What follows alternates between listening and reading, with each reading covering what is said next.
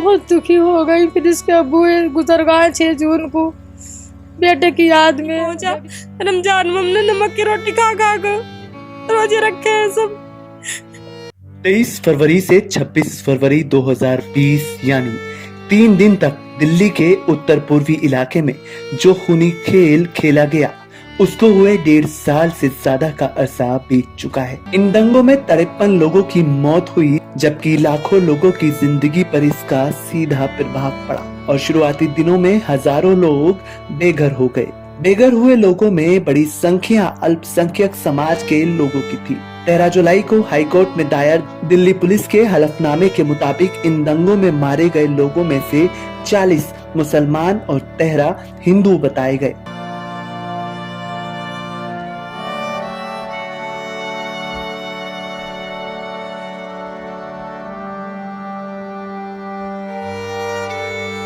ग्यारह महीनों तक जेल में रही तबस्सुम बताती हैं कि उन्हें नहीं मालूम कि उनके साथ किसी खतरनाक अपराधी की तरह क्यों बर्ताव किया गया। घर में रहने वाली बच्चों की परवरिश करने वाली एक महिला को किसी खतरनाक अपराधी की तरह क्यों ट्रीट किया गया। तबस्सुम कहती हैं कि उनका कसूर बस इतना था कि वो इलाके की दूसरी महिलाओं के साथ CAA प्रोटेस्ट में जाती थी।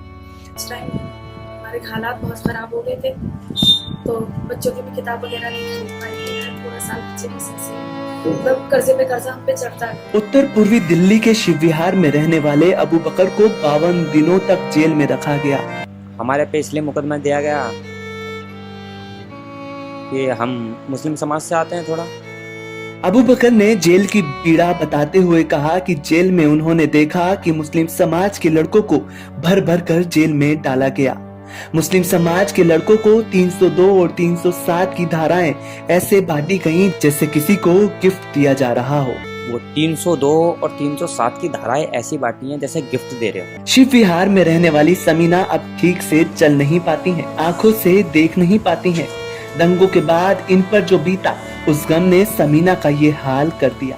अबू बकर, शहनवाज शानू, तबस्सुम ऐसे कई बेगुनाह अभी भी जेलों में बंद अपने इंसाफ की लड़ाई लड़ रहे हैं। मजदूरी कर अपने रोजमर्रा की जरूरतों को पूरा करने वाले इन लोगों के पास कानूनी लड़ाई लड़ने के लिए पैसा होना तो तकरीबन नामुमकिन है। साथ में बची कुची चीजें भी दंगों की चपेट चढ़ गई हैं। जब हमने उत्तर पूर्वी इलाके का दौरा किया तो यहाँ लोगों ने बताया कि अध्यक्ष जमीयत उलमाए हिंद मौलाना महमूद मदनी के नेतृत्व में यहाँ बेघर हो चुके इन लोगों को घर वापस लाने, जले टूटे घरों को फिर से बसाने और कानूनी लड़ाई लड़ने का बीड़ा जमीयत ने अपने सर लेकर इन लोगों के गमों को बांटने का काम किया है। उस वक्त जमीयत वालों ने मेरे लिए कदम बढ़ाया मेरी मदद करने के लिए।